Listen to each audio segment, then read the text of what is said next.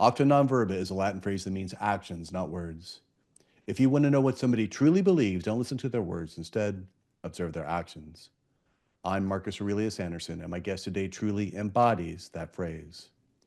J. Jason Hicks studied English literature, poli sci, and world religions with a focus on classic literature at the University of Wisconsin Oshkosh. Ruinwater's Bane, The Annals of the Last Emissary, is his debut novel. He lives in Tucson, Arizona with his wife and his dog, Maya. I highly recommend this book. This is the beginning of an epic series for anyone that enjoys fiction and for anybody that enjoys literature in general. It is so well written. His second version of this, the second book of this, will be out in the fall, and we're going to talk about his process, how he does everything, his nonfiction, and so much more. Jason, thank you for being here. Thank you for your time, my friend. Well, thank you for having me, Marcus. I'm happy to be here. Yes. And real quick to prime our readers or listeners, you have a Fantasy Friday that they can sign up for, correct? It's true on my link tree. People can find me on the link tree at J. Jason Hicks. People can sign up for my Fantasy Friday email, and there, if they're curious about Ruinwaster's Bane, will get chapter one within a week of that book, so that they can get a taste of what it is. Get in on the ground floor of what's happening with our main character. Yeah, and we'll put that in the show notes. And for all of you getting the first chapter free, I mean, come on. I don't know what else to tell you. That's on you. Go get it, go read it, and enjoy that. So for so many of us, there's usually an author or a quote or a book that really punches us in the face and says, "Man, I want to write like that." Can you tell us about who or what Sure. that was? When I was young, I always wanted to write. I was a voracious reader, and I, like many, had found Tolkien early in my life. And when I got done with that book, and I touched on the Silmarillion, and I read the Silmarillion and other Christopher Tolkien stuff, I wanted another kind of trilogy, epic trilogy experience. And my brother turned me on to Stephen R. Donaldson's The Chronicles of Thomas Covenant. And people don't know much about Donaldson anymore. But I read that book, and it's about a leper who gets transported into a place called the Land, and it was magical. It was really amazing to me. It actually helped set me up for. I wrote down every word I did not know in those books, and that began me expanding my vocabulary. And Yes. I just love the way he wrote about it. Over time, that series became a 10-book series. He wrote three more later, and then another four just recently in the early 2000s. Mhm. But when I read Lord Fowle's Bane, you can see the inspiration in Ruinwaster's Bane, Mhm. because it's an homage to him and what I got from him. And how old were you around that time? I think I was early in high school. I must have been like Yeah. before I could drive, before I could get in trouble driving. Right. So around that time, yeah, 14, 15. It's interesting. I've heard that the music and the words that we read around those ages impacts us, and we always try to come back to it in some capacity. And I can absolutely hear some of the echoes of his inspiration in your writing. So I I think that's powerful. And so often when people are writing books, people say that they want to write a book. Um, they don't realize how much goes into it, and Hmm, we'll get into some of those things too. But you sure, discussed that there was a writer that you met in 2019 that also had an impact on you. Can you tell us about that? sure. So I met him in person. I met Steven Pressfield in person at 2019 at a StoryGrid conference in Tennessee. I had been in contact with him before that, Mhm. which is a long story, which we can talk about. Yeah. But the thing about the 2019 conference, which was interesting for two reasons, was when I knew he was going to be there, I learned a lot from the Story Grid. His business partner, Sean Coyne, wrote the book Story Grid, and that book really helped me understand what makes up a story. That book, it's critical. Right. It's a Absolutely. linchpin kind of book to Absolutely. understand what makes up a story. And I wanted to meet Sean as well. Tim Grawl was there as well, and he has some great emails that he still does if you follow him or get on his email list, talking about how to break down a scene and how to make characters interesting and in dialogue. He writes really, actually really great emails. Anyway, Steve was going to be at that conference, and so it was great. I was happy to look forward to seeing him. And what I did was I have, and they're over my shoulder. They're up here, are Yes, a bunch of my Steven Pressfield books. I have all of his books, absolutely. Of course. but I took them all with me. And there was a quiet moment at the conference, and I said, "Would you please, sign these for me?" He goes, "Oh, who are these for?" They're all for me. These are all my books.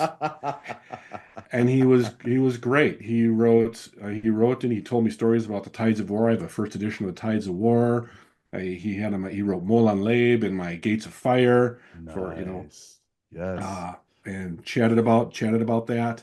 And then when the Daily Pressfield came out, fast forward to last year, the year before, when the Daily Pressfield came out, Mhm. I saw in there, among all of his other things, because it's a compendium of all of his nonfiction. It's Writing Wednesdays. It's all of his nonfiction. It's his jabs. I have all of his jabs. Yes. He also had tidbits from that conference that I was at. Beautiful. And so yeah, so it was nice to meet him there, and just nice to kind of live with his words in my head when I read him. He's so down to earth, so optimistic when he speaks to a writer, regardless of what level you're at. Um, he's if you've read The War of Art, if you first of all, if you haven't and you've heard me speaking, go get it. We've talked about it a million times. Um, but seeing what he's gone through, seeing what led him there, and even what he's going through right now with the loss of his home, Of trying course. to rebuild, trying to reestablish himself. Um, this man he's like a treasure for authors, for writers.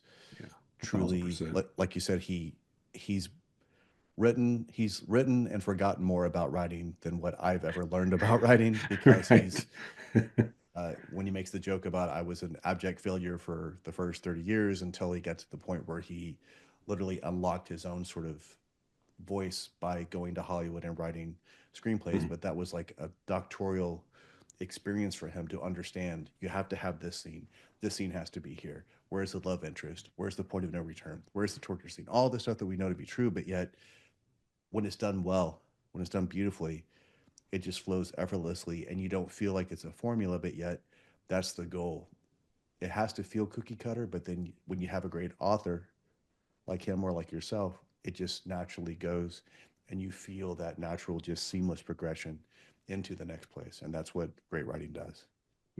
You said it. That's exactly it. I joke with my wife about, because she knows what I live through to create these stories, Mm-hmm. and that's exactly the experience you described. There's so much work to go into making it feel seamless, to making it feel like it was done with ease, that the reader experience was one of flow, which was what happens next, and they go to the next thing, and the next thing, it makes sense for some reason all the time, and that's the amount of effort that goes into making it look like it wasn't difficult is it's kind of a paradox in the experience. Like they said, that it's about the mastery. The mastery makes it, the master look makes it look easy. It's like, oh, that looks so simple. He makes it look easy, which shows you how long they've had to go through the effort to make it look effortless.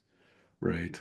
When I was at the that event in 24 last year, and that area is now completely gone. It's gone. Is that It orchard farm is it's gone so too and crazy, everything. right? Uh, And but I asked him, I said, which is easier, fiction or nonfiction? He's like, neither. right. Each has their own, like, Yeah.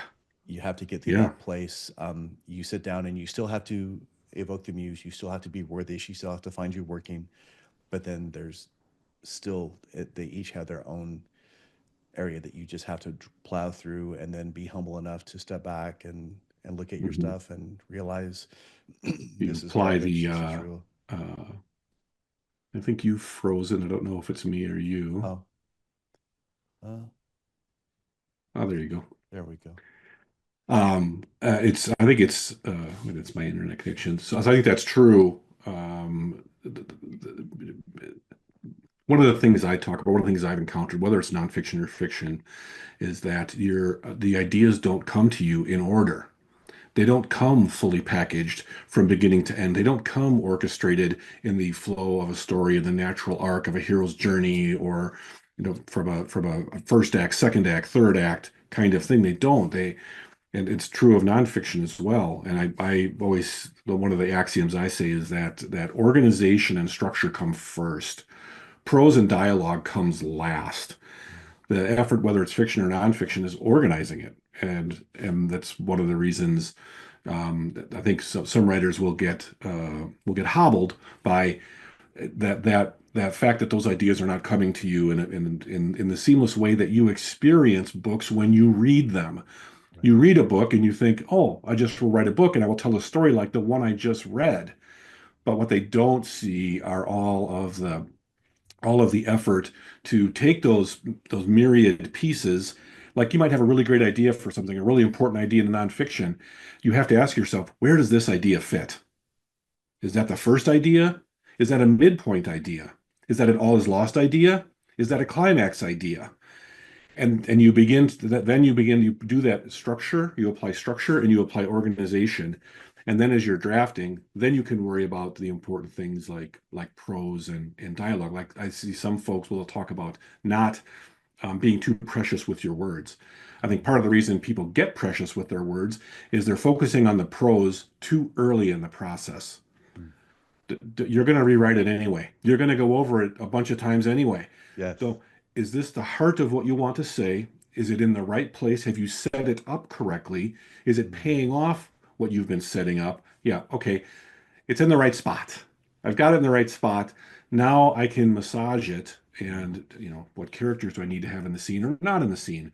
What point do I really want them to say? What do I want them to reveal? And that comes later in the process. I think if you do that too early in the process, you get stuck in a manuscript trying to keep something or force something that isn't where you want it to be and is unnecessarily pretty for that point in the process. Yeah, and I think that that's a great point. You were kind enough to look at my book and read it, and I really didn't know a whole lot about how to write a book. I was sort of trying to imitate as best I could, but luckily I had a pretty powerful premise at the very beginning. The first Yeah, chapter I tried to hook, and for better or for worse, it sort of wrote itself because that was what was happening, and then it just sort of evolved.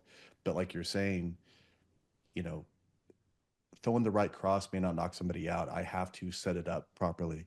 I have to have the footwork. I have to use the jab. The cross may not come until the fourth round. So as you're saying, you may have this really powerful, profound statement, but if you put it too early, it loses the impact. You say it too late, you miss the opportunity. It would have made more sense here. And then as you're right, saying, that's one individual thing, let alone what is this other character doing? Is this moving the scene forward? Is it intentionally right. slowing it down? And I That also go ahead. I was going to say that goes to something else to your point. Well, I want to come back and talk about Blake Snyder Mm, because Steve pointed me to Save the Cat, and Save the Cat is instrumental for understanding structure. mm. Um, but oh, I lost my thought because I wanted to say that we were talking about um, Timing. on the timing on things, on doing things is when you're one of the things you learn when you write enough and when you're good at getting feedback is you need to learn how to diagnose what you just described. You need to understand as the author, is this working? Like you said, is it too soon? Is it too late? Is it too much? Is it too little?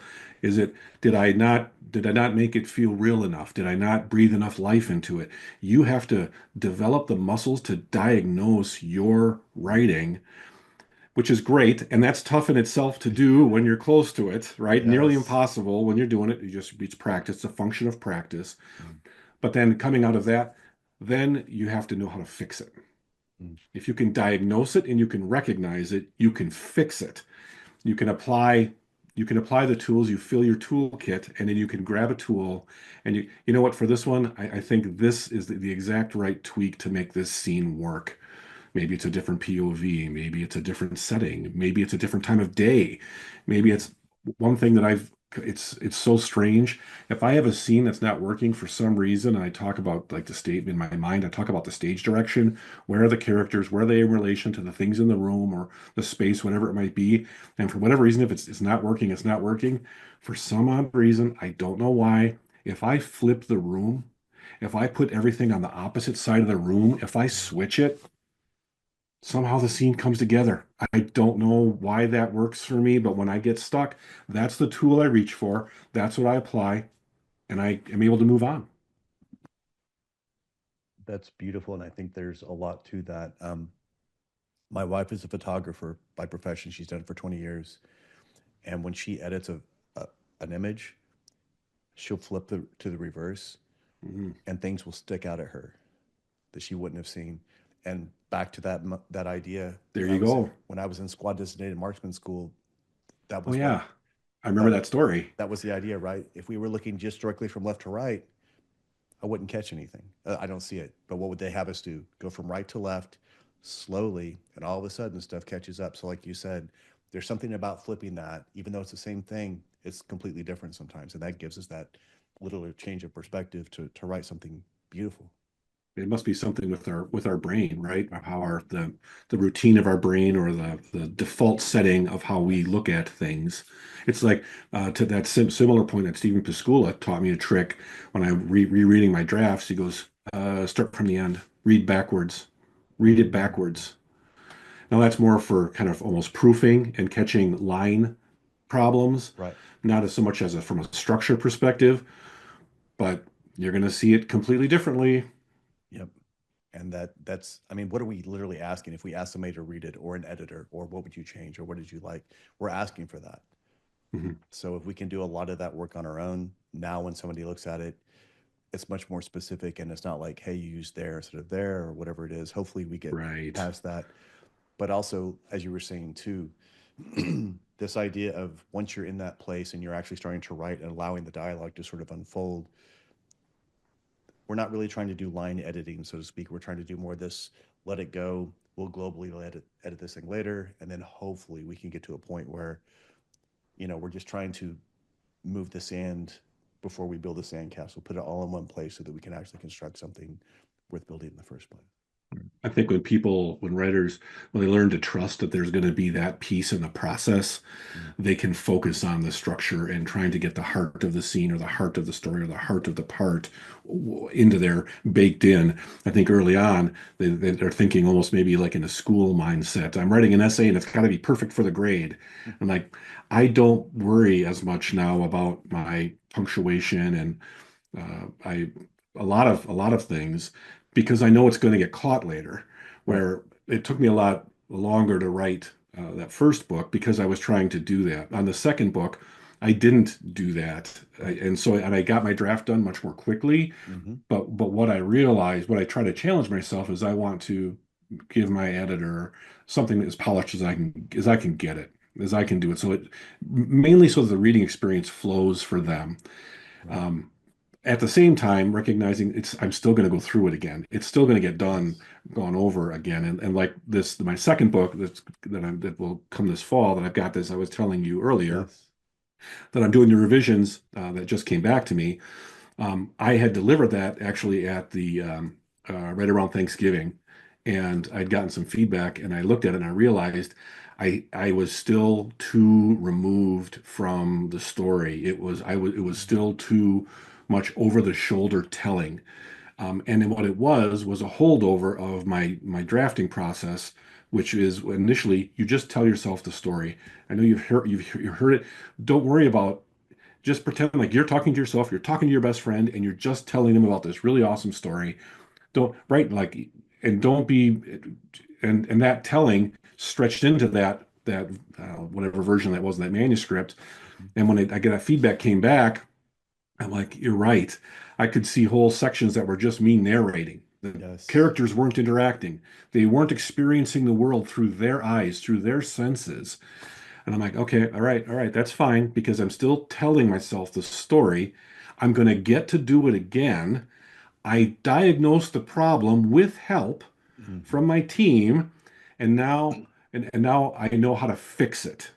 And then I fixed it, and it was easy to I ran through and I made those fixes. I didn't tell the reader what was being seen. I showed through the reader what the characters were experiencing in the world around them, and it makes for a much more I like a much more immersive experience. This is what I shoot for. I love that. And it's the truth because, one, first of all, as an author or a writer, we have to be humble because we are going to get knocked down a lot. We are going to ask for somebody's critique. And if it's somebody that is really honest for us, Yeah. they're not going to sugarcoat it. They're going to be like, this is trash. This is garbage. Why is this even in here? What the hell was this all about? Where are you trying to get? What's the intention? Which Mhm. is what we need to be asking ourselves. But it also reminds me of kind of Pressfield's idea of the amateur and the professional. Um, when people are speaking, they're saying, "Oh, I want to be a speaker," or I want to be a keynoter," and you say, "So to me, like I wrote my TEDx, a lot of it came from my book, but then I had to craft something specifically to make sense for that event. Then I had to send the entire thing to them. They had to check it line by line to make sure it was correct. They Oh, had to do oh, all this research on me to make sure I was who I said I was. I did what I oh, did. What happened, happened. Because they don't want to put you on stage if they're going to have egg on their sure, face. sure. So all that Wow, goes through I didn't them. know they went through that. I didn't know that was part of the process. Then they revise to make sure what I'm saying is what I'm going to say. So they were expecting me to almost regurgitate it exactly the way it's written. So as a keynote speaker, that's what I did. So I had to quote unquote memorize it to the point that I had it down. Then you have to do the blocking. You can't get off the red. You can't get off the red dot. They want you to Oh, stay right right. there. Do you have a monitor? Did you have a monitor in front of you? You have a monitor, but I didn't look at it. It had time, and I had Okay. the clicker, which if Oh, you for the for slides the or the slides. But if you, I don't know if you noticed, but I was the first speaker. Well, I was honored to be the first speaker of the event, but the clicker was not working. So I'm having to like double, triple, quadruple tap that thing. oh, So you have to have all that down and still so you maintain don't get focus so that you don't lose where you're at. sure. And then you have to memorize it to the point, or at least to me, I had to memorize it to the point to where I no longer thought about it, which allowed me to actually bring emotion into it Hmm. and speak and pause and gesture and make sense. Because a lot of people will say, "Oh, I'm just going to go up and speak." You can, but it's almost like saying, "I'm just going to write this thing and then hit edit. I mean, hit publish." It's like Right.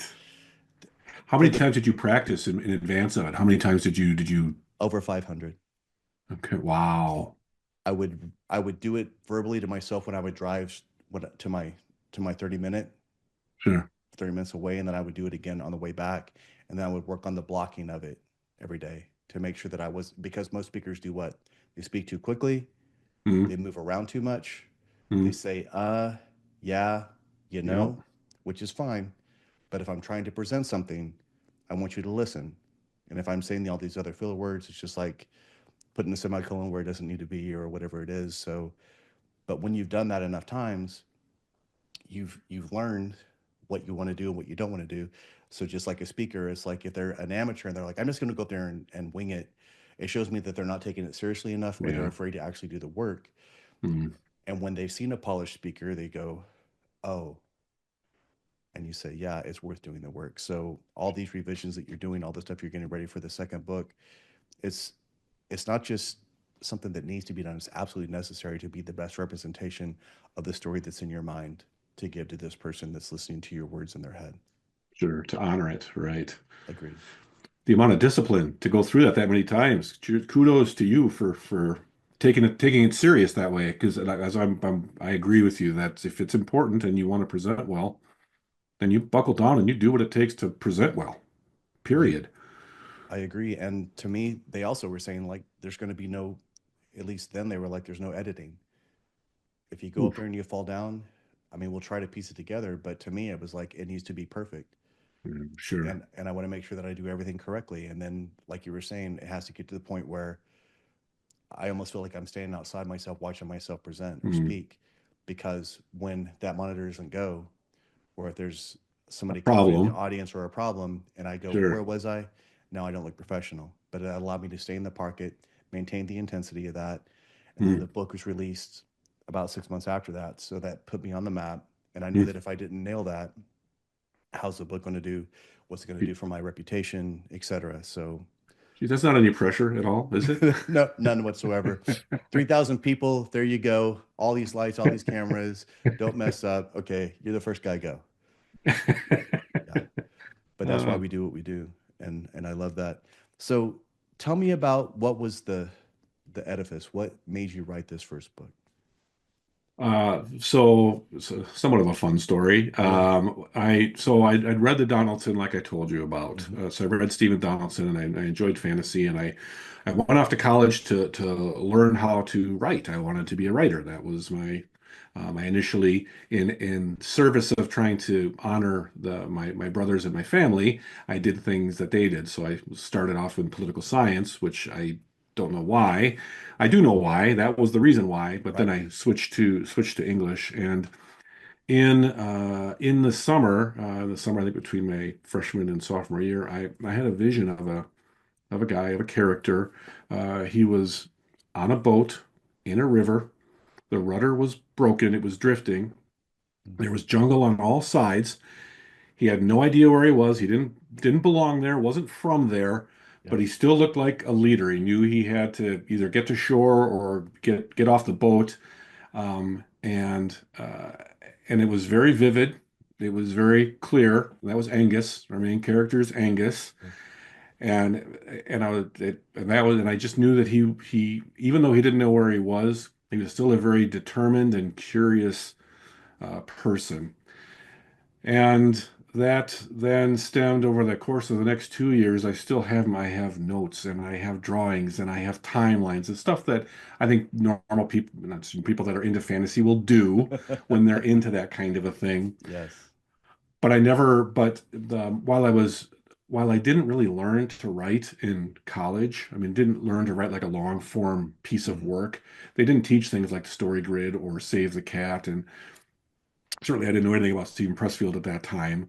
Right. Um, but what I did get to do is I got to read a lot of great literature. So I really had the underpinnings of a lot of things that make up things that are referenced even to this day in when we see movies and stories, stuff that's referenced all the time, from ancient classical literature to Shakespeare to I like Milton, all of that stuff. I like poetry. I like epic poetry. Mm. Um, I talk with Steve Piscolo about this all the time, that even though he wrote for many years writing screenplays in LA. He wrote Mm. spec scripts and he wrote pilots, and he's like my ace in the hole as my critique partner because he has so much writing wisdom. Um, but for some people who maybe don't have that underpinning and they come to writing later in life, there's a lot that you can still learn and you can still do it. But when I avoided writing for my career and I finally came to it, I still had this treasure trove of all this classic literature. Mm. So when I heard the hero's journey explained to me, I I knew heroes' stories. I read them. Absolutely. I could, oh, that's the structure. Yeah, well, that's exactly like I always enjoyed The Voyage of Argo. So, as we know it as Jason and the Argonauts, but The Mhm. Voyage of Argo by Apollonius of Rhodes, one of my favorite stories. So much different in the reading than it is in the stop motion stuff we saw in the Right. stories. Um, Anyway, so all of that stew, that stuff in my head, and the reading of Donaldson, although his story is a portal fantasy, Mhm. so there's an author from this world who goes into a fantasy world. I had this idea, but I'm like, I can't make it a portal fantasy. That's just not how I envisioned it. There's a guy on a riverboat drifting down a river far from home. I don't know how he got there. I don't know where he's going. And then anyway, I thought up, then the story just kind of came to me, and then I successfully avoided it for 20 years. And then yeah, so And that was a shadow career for 20 years. it's a shadow career for 20 years. I fell into IT, so I worked in IT and technology very successfully. And then after a particularly difficult termination from a company that I worked at for many years, thought I was going to retire at it. All of a sudden my world was really shook. I lost a year, just getting just kind of drifting, wondering I'm like, what am I going to do? Yes. And at the near the end of that time, I had really said to myself, maybe it's just not in the cards for me to write a book. I had surrendered completely to resistance. I'm Mm. like, I'd been trying half-hearted efforts that whole 20 years, and I never made it happen. Maybe it just wasn't in the cards for me. It's just not meant to happen. And then my wife gave me Tim Ferriss's book, The Tribe of Mentors. If you know Oh, The Tribe of of Mentors course. book, Absolutely. which is phenomenal. Absolutely. And the very first interview in there is, lo and behold, Steven Steven Pressfield. Pressfield. Yep. Go an inch wide and a foot deep. Yep. Yeah, and I was like, I knew about, I had read Gates of Fire and the Tides of War years ago Mhm. because I love ancient historical fiction. I enjoy that world.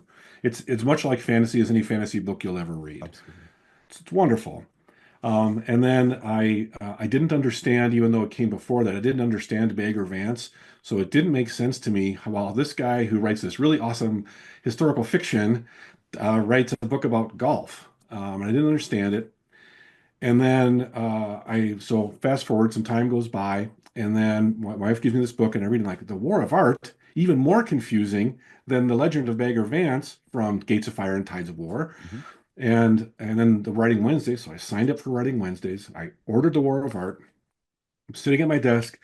I read The War of Art, and I get to the last page, and I turn around and I read it again. And then over the next 3 days, I reread that book 7 times. Wow. And at the end of the seventh time, I set the book down and I resolved to turn pro. Just like he talks about. My answer, my antidote to resistance was to turn pro. And I started writing every day and I didn't stop. I haven't stopped. And that's so amazing. It often takes that adversity, right? That thing that punches us in the face that makes our whole world stop. I'm so glad that you were able to come back to that place, to come back to Robert Greene says in Mastery, he says, when you're not sure where to go back to the beginning. Back to that time you were talking about of the music and the things we read There it is. when we're younger that resonated with us for whatever reason. Go and all of a sudden, this is you loved it then. Why wouldn't you love it now? Why wouldn't you love it more now? Because you appreciate it now, because it's been able to marinate this whole time. And like you said, it's not as if Pressfield hasn't been doing the work. It's like he has all this examples for us. And if I, I know that some of the people here will understand this, but explain to us what a shadow career is, and then also Sure, explain to us what resistance is. And I know a lot of people will know it, but I think it's sure. bears repeating. I think the shadow career, because even you experienced it, right? You Absolutely, you absolutely. you experience it, and I think what happens when we grow up and it manifests itself, we experience it like in our profession. Or did we grow up, we go to school, we maybe go to college, or you go to a technical college or school of some kind, and we do those things typically because someone tells us to do them. Our parents, our well-intended parents, some inspirational characters in my life. I have a blessing. I have wonderful siblings. My siblings are wonderful. Both my mother and father are gone now, but my mother was wonderful. My father died when I was very young. But my mom looked out for us. Uh, but I didn't know what to do, so I did what my brothers did and my sister did. And they are from the Midwest, and you work hard and you get a job and you do those things. And when I started, even though I didn't pick the wrong thing, but when I chose political science versus anything in English, um, I went from, barely getting by in the first part of college to being on the honor roll once I switched over to English Right. because I loved it. But people do things that are guided by well-intentioned folks in their family or in their friend circle. And I was managed warehouses, and then that was not as interesting for me. And so I learned technology. I went to a program at the University of Minnesota, and I learned how to program computers because that's what I was taught to do. I think now, and I don't think about it with regret, but at that time, if I had applied myself when I was younger to writing, the different place I would be in Mm, now. Now, I wouldn't have been able to write Ruinwaster's Bane of course. 20 years ago. I didn't have it. I wouldn't have been able to. But you get into what then and Pressfield talks about as your shadow career. You get accomplished in it working at whatever it is that job that it is. For you, it had a dream to be in the military, right? Mhm. I ended up in technology, and you work, and gosh, I got promoted all the time. I had all kinds of opportunity. I did massive things. I had a lot of success in that career, and it was shortly before that time when I got fired that I was like, I don't understand how I could be so good at something, have achieved so much at something, and really not enjoy it very much at all. that was an indicator. So that's kind of what I think, what I, at least how I experience a shadow career. No, it's the truth. It's like after it happens, we look back on it and say, why the hell was I getting so good at shit that I didn't even care about? Because it doesn't, and to your point, what it doesn't, when I think back, the things that I did, the ways that I sacrificed to make certain projects come together, it doesn't matter at all. No one cares that I did them. No, it doesn't matter. No one remembers it. Not a person. But my books, your book, it's gonna continue to matter, right? It's gonna continue to have impact, right? There's people years from now who are going to stumble across your book one way or another, a recommendation or however they hear about it. They're going to be going through a difficult time, So, and it's none of the projects I did during my shadow career. Nobody cares. I got code that's running in buildings right now. Nobody knows I did. Nobody cares that I did. I'm like, so. and when we don't have that purpose, what we end up doing is we're sacrificing for things, and then we try to make those things worth the sacrifice. So we Mhm. continually feed into it, and we're trying to convince ourselves that That it this means is something. worth it, right? And it becomes so superficial, and it becomes so it's like a house of cards. It falls the anytime there's any real adversity. And then the beauty that you were talking about before we hit record was for me, I wrote the my first book, and it was about like I literally had a woman that heard me speak, and she was like, "I want to read your book." I was like, "Ma'am, I don't have a book." And she like wagged her finger at me and just read me the riot act. How dare you? How dare you have a story like this? How dare you have this experience? And so when I think of writing a book, I think of like Pressfield, Steven, like these great people. And I know there's no way I could do that. There's no way I could write like that. But I also knew that to not try means that I would actually be not Disservice. exactly. So in that way, that adversity helped me help other people. And so I did the best that I could. But again, if you listen to the people around you, if you listen to the universe, it will direct you in a direction. And sometimes that means being fired, being divorced, being paralyzed. But man, if you listen to that thing, it will put you on that path. It'll give you the direction of your true north. And if you can just stay on that and keep moving forward when it's difficult, especially when it's difficult, when you're facing resistance, there's nothing that you can't do. It's one of the things I wanted to make sure that I mentioned, and you just talked about it, is you you absolutely create your universe. You create the world around you. You are not a passive observer. Things are not coming to you like you're watching a television. You are an active participant slash creator in your world. And to your point, we had success in shadow careers to whatever degree that was, but it was hollow to its degree. When it's something that you're passionate about and you start setting your focus, your North Star, and you start driving towards it, I mean, what a gift for that woman to come into your life. That's you creating your world. That's an example of it. The world shifts underneath your feet and it becomes what you are envisioning for it. You are the projector. You are not the passive observer. You project your movie out onto the world. And then once you start doing it and you feel it, you just keep doing it. You just keep going and you keep doing it.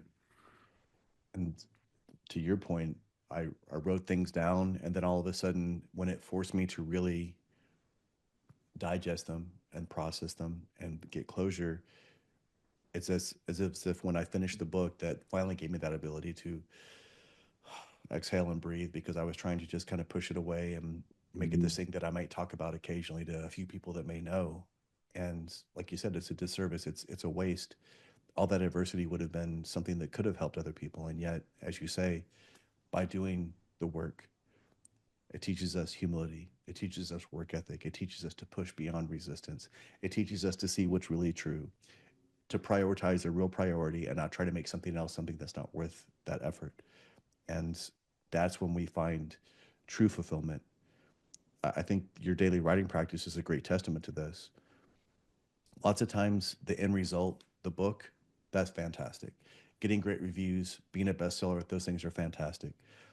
But the fulfillment that you get from the daily practice, looking back over the year and saying, wow, I got 365 days in. Some days were garbage, some days were better than others. But just seeing that fulfillment is often better than the end result. So You were talking about the Legend of Bagger Vance, which we both know now is Bhagavad Gita's influence basically on Pressfield, and then he wrote it into a narrative that we could all understand as people in the United States. But it Mhm. was that idea that we're entitled to the labor, but not the fruits of the labor. An important idea, I think, right? Absolutely. I say to it's the process is the goal. The doing is the goal. The discipline is the goal. Embrace the discipline. That is its own reward. The discipline is its own reward.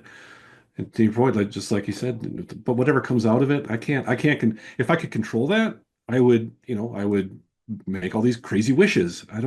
I can't control those things. I set up the universe, or I set up my world as best I can, but it's about figuring out the problem in the scene that I'm working on today. That's all I can do. That's all I can do is work on the edits that I got back from my editor and get as far as I can today. That's it. And you do it, and whatever comes out of that, whatever happens, it's once I send it, once it's out of my hands, if I could control it, I'd say everyone on earth buy my book. That would be what I would wish and say. It would be that simple, and it would be done. But there would be that's not where the joy is. That's not where the fulfillment is, like you talk about. The fulfillment is about applied, disciplined effort on something that you are passionate about to bring it from your mind, from your soul, from your heart into existence so that you can share it. You can help other people. At the end of the day, for me, I mean, I'm writing, and for part of it is entertainment. I'm exploring things thematically in my story about death and how do we behave with the presence of grief, of deep grief in our lives. But even in the nonfiction, like your nonfiction, you're at the bottom line, we're trying to help people. We learned something along our journey, and now we've processed it. We've got it down on paper now. You know what? We're casting those messages in a bottle out to the world to help those folks coming behind us, to give them that nugget that might be the difference for them, that might help them when they face a similar kind of adversity, a similar kind of difficulty, a similar, what you went through was honestly, it was, I'm like, I can't, it's hard for me to comprehend just the shock and the surprise and just the depth of despair, honestly, that you must have experienced. I can't even, I'm like, the fact that you were able to turn that and make your life what it is now. I mean, how different does your life seem to you now than it did, before that happened? I, Yeah, it's night and day. It's I think I don't know if you know this. The wife that I have now, I was divorced before I joined the military.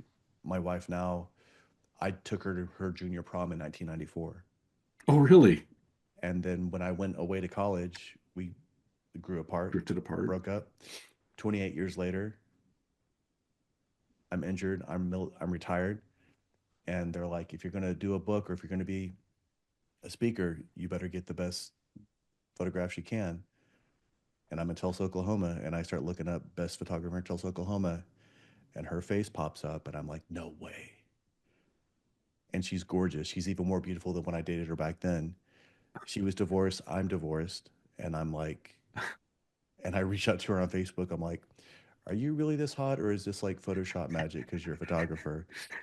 Because we always had that playful banner. And she like comes right back at me spicy too. She's all like, I don't know. Why don't you take me to dinner and find out? And I was all like, she's like, I'll introduce you to my daughter. I was like, absolutely. And we just came back, and it just made so much sense. It's like we've just been at each other's like attached to the hip since then. Her daughter, she's my daughter now, as far as I'm concerned. Like, just been in that, and she's been an entrepreneur for 20 years. So she was the one that was able to kind of say, hey, I always joke out. I was like, she says you can't wear black t-shirts the rest of your life and be a professional, which I kind of can now, but it's because You I've can, built those things. but But she was the one that was like, you have to look professional, you have to do that. She's the one that did the cover. She's the one that does the professional stuff. it's a good She picture. had the vision, yeah, like she's amazing, and she was able to capture who I was. If I'd have just gone to some person that I found locally and they took a couple like just snapshots, it would not have been the same. she wouldn't have known who I am. She wouldn't have understood my story. So that depth and breadth alone, just in the visual component, that makes it stand out. And so again, that adds to the rest of it. And now having somebody that understands, if she's working late, I'm not mad. If I'm gone for 4 days teaching or speaking, she understands that. If it's on the weekend, she's not upset if I'm not home at 5. I'm not upset if she's not home by 5, making dinner. It's like, this is what you have to have, that person that has your back, that's your ride or die, that wants to push you, that wants you to be better. And then as I elevate, so does she, and vice versa. So it's that tide that rises all boats. And again, if I hadn't have joined the military, been through that despair, I wouldn't have appreciated it. And then just you were a different person. I mean, think of that whole block of time that Absolutely. had to elapse.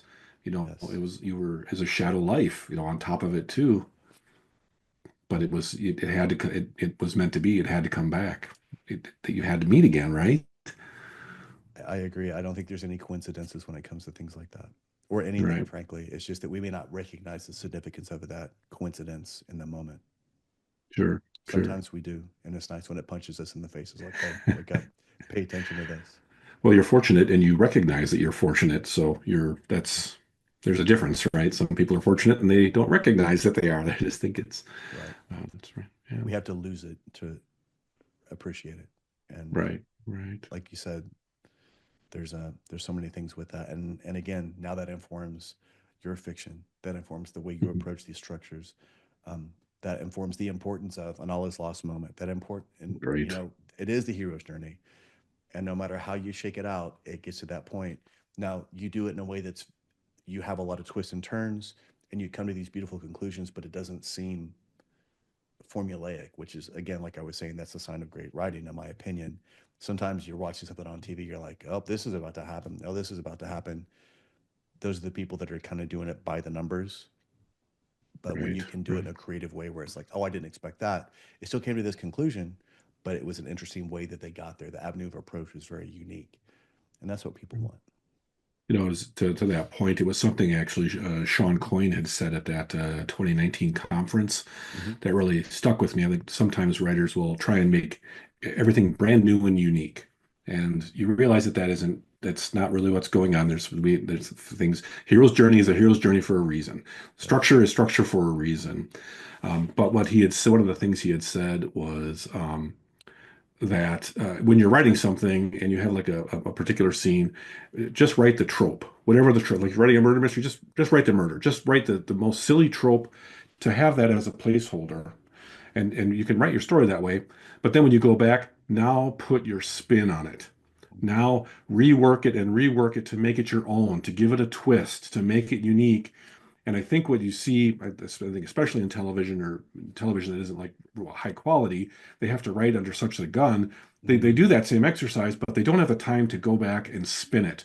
Or the budget is such a way that they can't write the neat thing that would make it really, really different and interesting. Like to your point, you recognize the trope, but it's so different that it's new and it's interesting. It has to be expected and a surprise simultaneously Right. when you do that.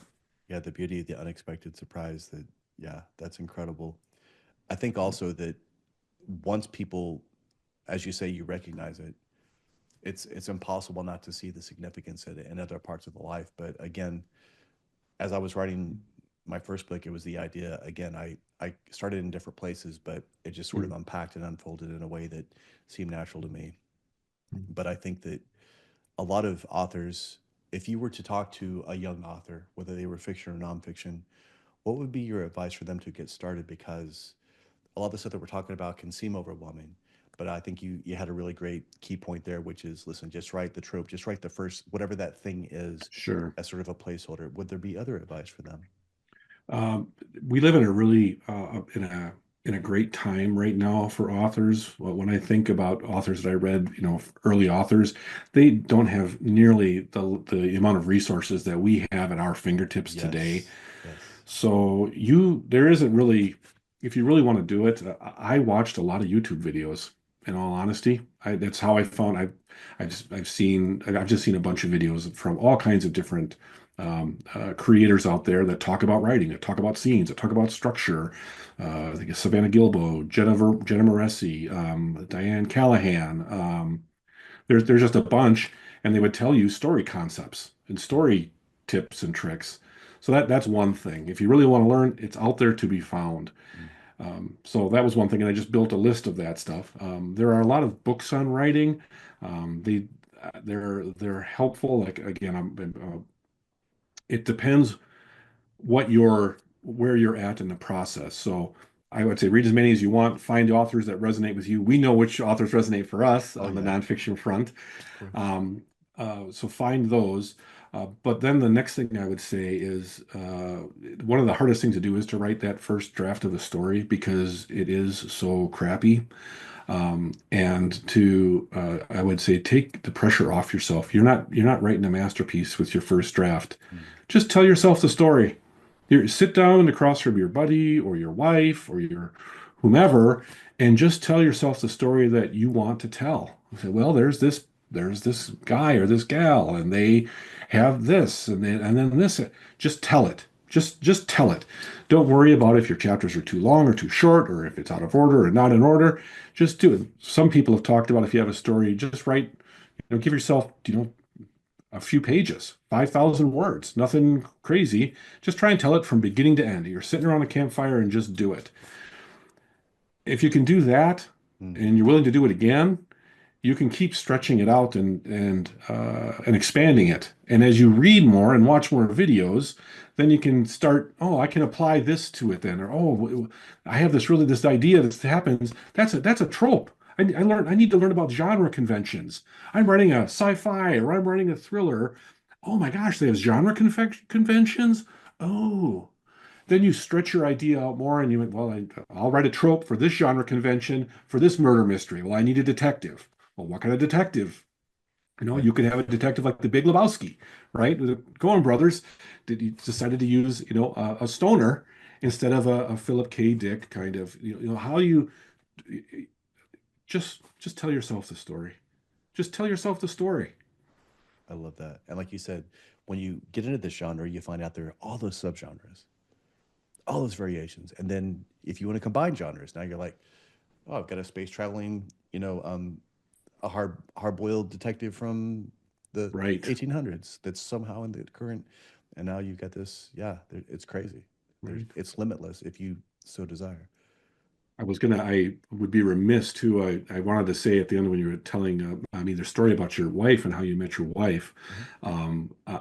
I've been fortunate as well. My wife has been an enormous supporter of mine from the beginning. She lived with me through a big chunk of my shadow career, but Wow. always wondered why I didn't write. Um, and so I dedicate the first book to her, and the last sentence of the book and the acknowledgments is her, because frankly, this book and my writing career wouldn't exist if she didn't support and encourage me to do it. So having a partner like that, to your point, that understands working late or being gone to travel or doing whatever. I mean, she helped me prepare for my talk with you. She does all of my social media. When I go and do book signings, she's there getting media releases for people when we take photographs, when they want to take pictures. Yes. I just wanted to make sure that I mentioned her because she's been integral to this journey. It well, it's the same thing with Steve, right? Diana. If it's not for her, a lot of this stuff doesn't happen. She helps him through a lot of these things. He helps her. This is what a partnership is about. And I think also there's so much to this process, like you say, the day architecture of an author is maybe different than what other people's are. Being able to prime ourselves, set ourselves up, create the best, because all we can do is create the best environment that we can to allow us to cultivate as Mm-hmm. much as we can in Hmm. a way that's like reproducible. So in the War of Art, Steve kind of talks about what his is.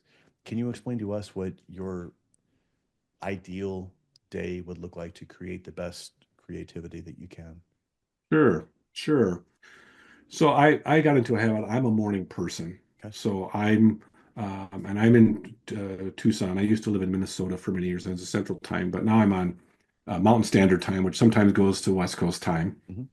Um, but I get up at 4 a.m. every morning. I'm a 4 a.m. wake up kind of a guy. I get up and I take care of our dog, Maya, so she expects that from me. So we go Okay. out and I feed her breakfast, and she's very happy. Um, and then I sit down and I just write. The night before I go to bed, I'm not. And Jennifer understands this about me. She's like some you'll see the meme of women looking at men wondering what they're thinking about. What's he thinking about? Is he worried this? It's always like I'm thinking about story. I'm thinking about where I left off from the day before. What was working in the scene, what wasn't working in the scene, where do I want to pick up? What am I going to be doing first thing in the morning so that my mind is nothing but really story, period. I'm not thinking about a myriad of different things. I'm very, very focused. And then so I write from anywhere from 2 to 3 hours in the morning. And then I do my day job because I have to work to make sure that we Hmm. can continue to live and Of exist. course. Of course. And I do my day job. And then at the end of that, I kind of break that spell of doing whatever I'm doing. And then it could be walking the dog, it could be taking a shower. It's beautiful Hmm. here, so going outside, kind of breaking that is, and then I go back and I try and do another 2 hours. Nice. Um, and usually it's something different and it depends what part of the process that I'm in. But like in the morning, I'll be writing ahead. So I'll be writing, into the future, writing forward. Mhm. And then if I come back in the afternoon, I might be doing some revision in a different part of the story Mhm. altogether. Or what I like to do, the thing I would recommend for writers too, if they don't currently do it, and then this is from Steven Piscula too, was I use read aloud on Word. Mhm. So I let the computer read back to me what I wrote. So Mhm. I'll start either session, I'll go back because sometimes there's a fun, when you're writing very, very close over time, the very tight, you can't think about the continuity of the story over like a Right. scene sequence or chapter sequence. So I'll go back and I'll start a couple chapters back and Mhm. I'll listen up to the point where I'm at, and then I can write in the flow. I correct things as I go. But listening to your stuff as you're doing it, it can be a little time consuming, but Yes. I if there's I haven't found a way to avoid the work. I didn't pack my magic wand for this writing adventure, so I have to actually do the work. So yeah, and then in the evening, I just read as much as I can. Reading all the time. I try and read outside of. I have to be careful what I read at certain times when I'm writing, Yes. because I found that I heard like I enjoy reading John Grisham. My wife maintains a little library outside her house, and whenever a John Grisham book comes through there, I take it and I read that thing. Mhm. I enjoy his books. He makes it look so effortless. Mhm. But I write in a third person limited point of view for my characters. So we experience the world through the character's eyes. Um, and but he sometimes in some of his stories, like I was reading one called The Rogue Lawyer, and it's kind of first person. Mhm. It's from the character, but it talks as the first person. And I was reading it because I was enjoying it, and I was doing some writing over 3 days, and then I was going back and listening, like I was just telling you about. And I all of my tenses were wrong. All of my verb tenses were wrong. It was all this present tense stuff Mhm. because I was reading present tense Grisham in the moment, and so I have to manage when I'm reading. When I'm not when I'm working on the prose near the end, I am off of it. But when I'm just telling myself the story and drafting, I read as much stuff as I possibly can. I will start 4 books at a time to see what kind of hooks for me. But I can read the beginning. I read the first chapters across 4 or 5 different books. It helps me kind of get through my TBR, my to be read list more quickly Yeah. because I like to exercise. For me, it's about exercising my brain, and I like to see what other writers are doing. Why, they're it's George Saunders wrote a book, I think, A Swim in the Pond in the Rain. It's a book on writing. And he just analyzes Russian short stories, Russian authors' Mhm. short stories. But the really interesting thing is I don't write short stories, or I haven't written. I did when I was younger, and they're terrible, but I didn't Mhm. understand it. But he talks about how many choices the author makes. Everything's a choice. Everything's a choice. So when I do my reading, I'm like, why did she choose that? Why did she pick that thing to happen? Why did she choose this thing or that thing or whatever it might be?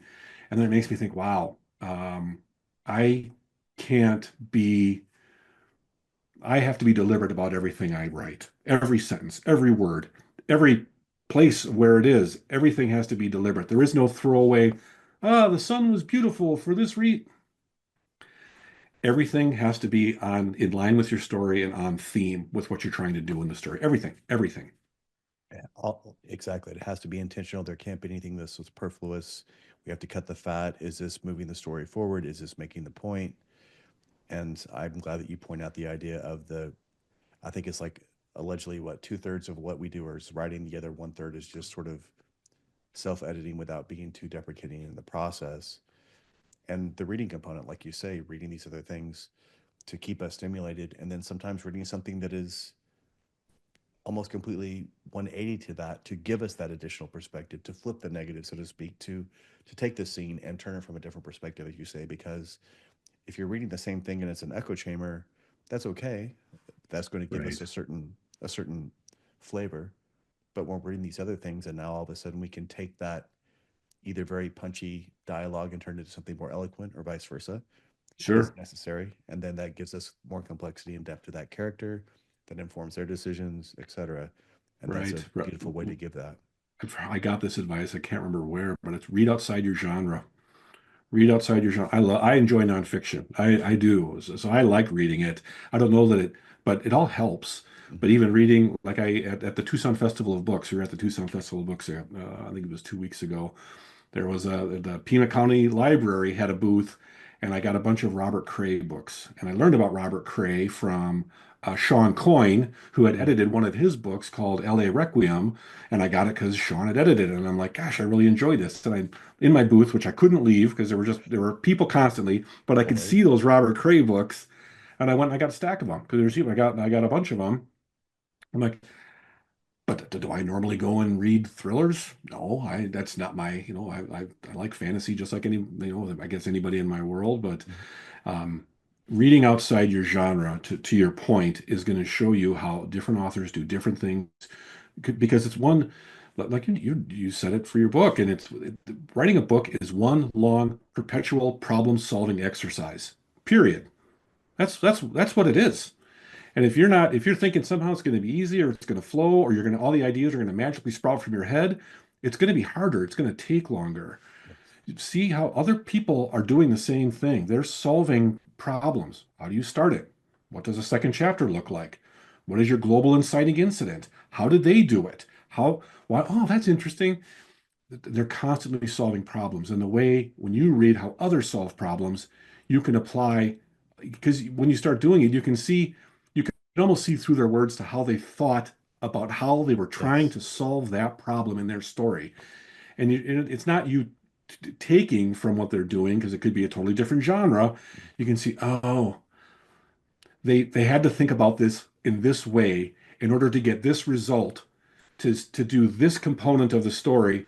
I'm like, oh, that's a great way to think about that. And now you've got another tool in the toolbox. It's almost like watching different martial arts. A punch is a Hmm. punch no matter where you throw it. Is it's boxing, but yet Shaolin, Cambodian boxing, Kung Fu, karate, whatever it is, the end result's the same, but how they get there is the interesting component. And some of it's flowery, some of it's dramatic, some of it's very no nonsense. But at the end of the day, like you say, can I land that punch when I need to? Can I set it up properly? And all these things give us the capacity to say, okay, in this case, this tool may be better.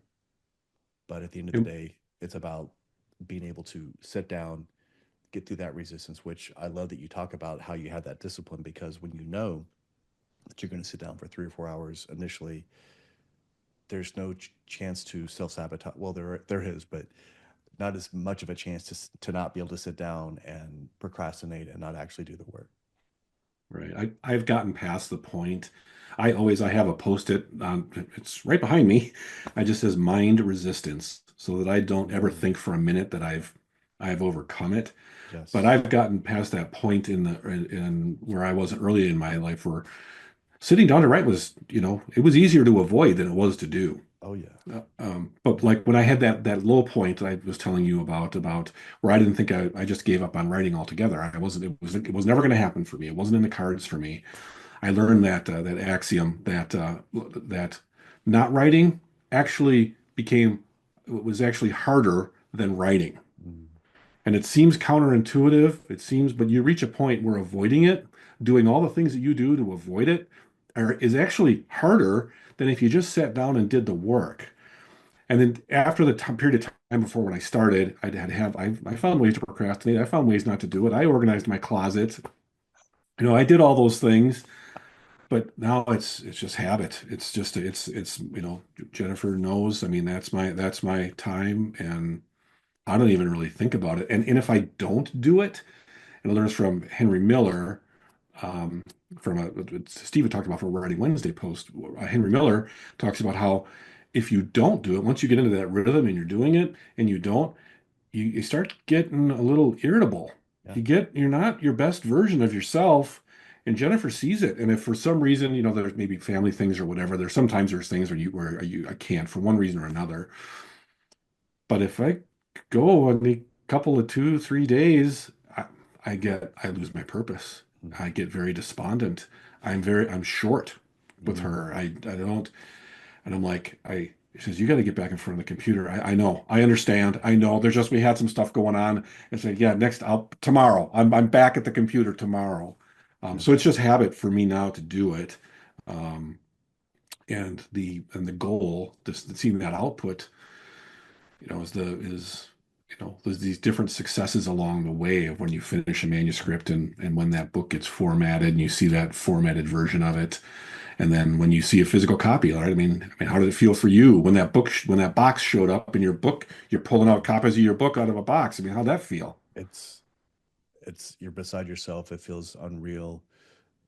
It's amazing at the same time. It's all the things, right? It's like almost like having a child. So it's Yeah, incredible. yeah. All the feels when that All the happens. feels, and Yeah. then you say, when do you start the next one? Yep. Get back into Sit this back idea. down. You want to do it again. You Yeah. want to experience it again. And when you do it, when you've done the one, like you can visualize doing more. It's Mhm. not, it was different than before you do the first one. You're like, everything's new. Everything's the first time. You don't really know if you're going to finish. You don't really, Right. you think you may, you hope you may, but you've never done it before. Then when you do it, now it's kind of like I, that's the drug, if you will, that I'm addicted to. Mhm. I have these stories. I want to get them done. I want to have that box show up on my doorstep with my books in it. I want to pull them out. I want Jennifer. Jennifer does all of my social media. And it's wonderful. You should check it out. But Jennifer does all my social media. Yep. But pulling that, and we'll take it, you pull it out and like, "Ah, I did it. I did it. Mhm. You get all the feels, you get all the things, and you promote it and you do all that stuff. And then you sit down and I'm ready for the next one. I'm ready to start working on the next one. So, Yeah. It's absolutely worth it once we're at that place. And for those that are saying that writing a book is too much, I would have them do what you're saying, which is just write out a scene, just write out a piece, just write out a conversation. Hell, if you're in your vehicle and you can grab your phone and just dictate into it, just get the thing down, just get that idea, get that hook, whatever it is. Again, like you're saying, we're going to wordsmith it anyway. We're going to go back over it many times. Just make peace with the idea that I just need whatever this main area is, mhm. and then curtail that. And then what what was the thing that created this? Where does this go after this? If it's nonfiction, kind of get your thoughts aligned, make it make sense. If it's fiction, obviously there's more to that, but at the same time, again, you've created characters in this book that have desires, fears, expectations, needs for vengeance, all these things. And that's what creates a compelling book. So once Yeah, you create these characters that have this compelling component in their life, and then you put them in these situations, in some ways it sort of writes itself. right. We have a saying in our house, just a little bit every day. If you don't think you can write a book or you don't think you can tackle any project, my answer to you is just do a little bit every day. If you do just a little bit every day, you'll achieve it. If you can stay disciplined and focused on it, and it's important to you to do it, you're not going to write a whole book in one sitting. No one on earth has ever done that. You're not going to write a whole book in 90 days. I hate to break it to you. Anyone who's selling you that is There's a selling you course that I something. could buy that will do That's it. right. People get sidetracked on buying courses to just do a little bit every day. Just do a little bit every day. Like you said, dictate into your car. Mhm. If I didn't type, I'd handwrite it down. I've done dictation. I used that microphone on Word and I would tell myself the story. I know all through just do a little bit every day. If you do that, you will realize that creative thing in you that you need to get out. I love that. And even now, Stephen was talking about how with his everything he's doing now, sometimes an hour is the most he gets. Now Right. he's got 60 years of creating that instrument, so he gets more out of an hour than probably I get in a week. But having said that, True. again, he's still very intentional. He's still going through it.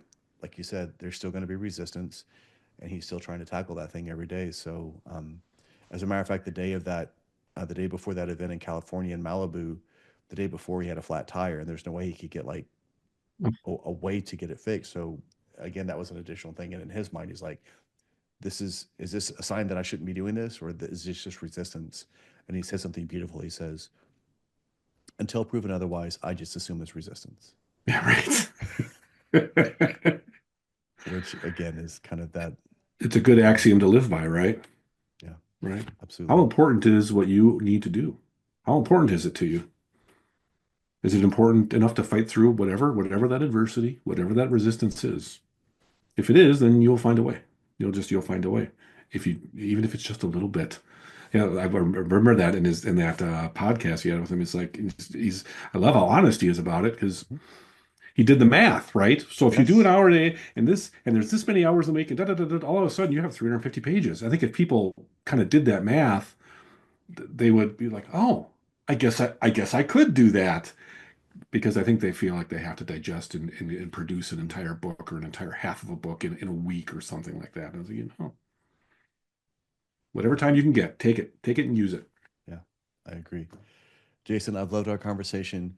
Where can we go to learn more about you? Where can we buy your book? Where can we subscribe to your Fantasy Fridays? Where can we do all the things? I will tell you that. But I want to thank you because it's been really wonderful talking with you. I really enjoyed. You can see I get excited. We get excited about it, so I really enjoyed it. So Absolutely. I loved it. super awesome. So thank you. Thank you. People can find me, thanks to Jennifer, on my link tree. If people don't know what Linktree is, I sometimes spell it out, linktr.ee/J Jason Hicks. On there, you can find my website. You can find all of my socials on there. And there you can also sign up for my Fantasy Fridays post. And if you do sign up for it, you'll get the first chapter of Ruinwaster's Bane in about a week. And this summer, when book two comes out, before book two comes out, and you're on that list, you'll get chapter one of book two. Mm, So there you all go. the events coming up, I have a signing in Tucson coming up in the end of April at Barnes and Noble here in Tucson. But also in that link tree, if you read that first chapter and you like it, or you finished an epic series and you want to dive into something else that's really immersive and really gets you into a world that's I think really engaging and immersive, and it gets you to ask what happens next, really well. My book is widely available. It's bookshop.org for the independent bookstores out there, Mhm. Barnes and Noble, Amazon, Target. If you Google Ruin Waster's Bane, you will find a place to get the book. I love it. Jason, thank you for your time, for your work, and I look forward to our next conversation. Me too. Thank you, Marcus.